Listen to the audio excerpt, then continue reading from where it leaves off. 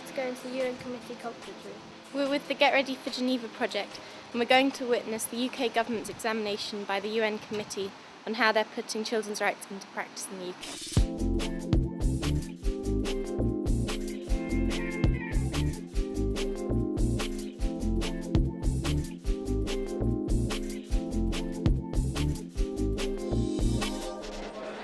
How do you feel about what's been said in today's conference? I think today we've had a good discussion so far. The government has made clear its position, added to the information we had already in the reports. And the committee members, as you have seen, have also raised many questions because we believe that the UK could do more, that there are areas that they need to focus a bit more and also accelerate implementation on the rights of children in the UK. How do you feel about the participation of children with regards to, just in all areas of participation? The convention requires and really advocates that children be given the opportunity to participate in all aspects of life that pertain to them. And the committee fully supports this position and promotes it.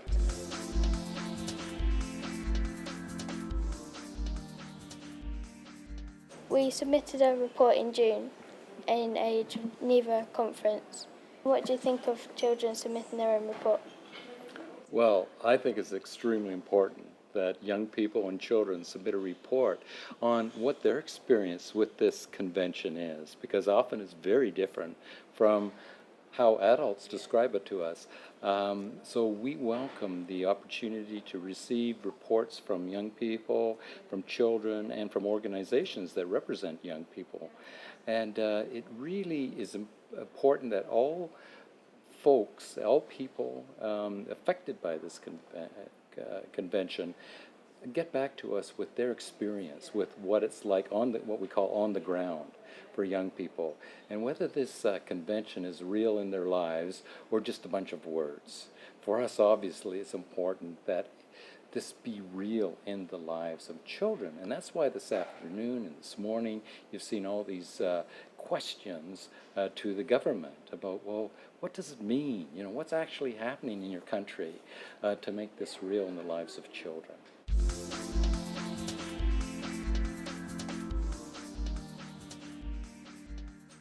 So I think the committee this morning have shown real knowledge and real insight into the problems in the UK.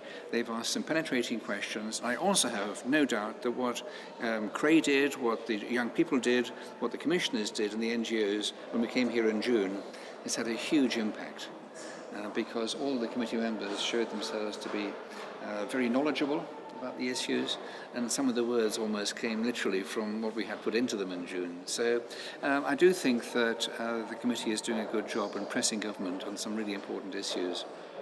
Why do you think it's important children are involved in the process? Look, it's absolutely crucial. This is all about children and young people, and you are the world experts. It's not possible for me, as a granddad, to really know in depth what it's like to be young. And so it is vitally important, and of course it also fits with the UN Convention itself, Article 12, the right to participation and to make sure your views are being taken note of. So I'm absolutely, totally persuaded that children have a central role to play in this process, and their views and voices must be listened to. And of course the Children's Commissioners, and the four of us across the UK, that's what we're trying to do.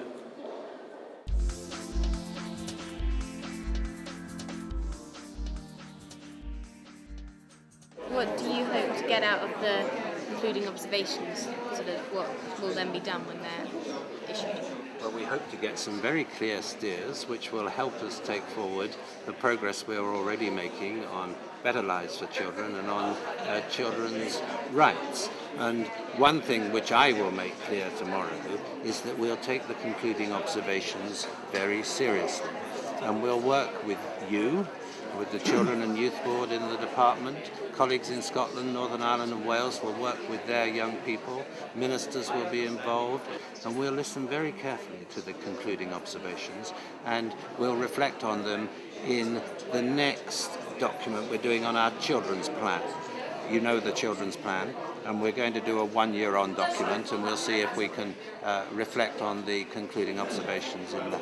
How do you feel about children being involved with the whole process? I hope you think that there's been a greater degree of children and young people's involvement this time, and I hope you will feel that there will be a greater degree of your involvement in taking it all forward and looking at the concluding observations. But, you know, you've been here as well as being involved before. How do you feel about it? I think it's really good because children in all sorts of circumstances get to comment on how their lives are, so adults can see how we feel. And I found it a really good opportunity and I've enjoyed it. And also because children are ultimately the people who we are discussing, like who you have been discussing for the last 6 hours. So therefore, you know, you have to include them. I'm not saying you're suggesting you shouldn't, I'm saying you have to include them to really, you know, get the full potential out of today and out of really improving the world of children. Well, that's great, I think. I mean, I think that's a really positive note on which to end this little discussion, in the sense that we're all in the same place, and you're absolutely right. You know, it would be a strange set of proceedings if you weren't here, and if you hadn't contributed to bringing us here, and if you don't take part in taking it forward, and I'm sure you will, which would be great. Do thank genuinely all the children and young people who've taken part in this process. I have no doubt at all that your input was crucial, and I have no doubt that the committee members understand that and they've listened to what you've had to say. So very well done, and thank you.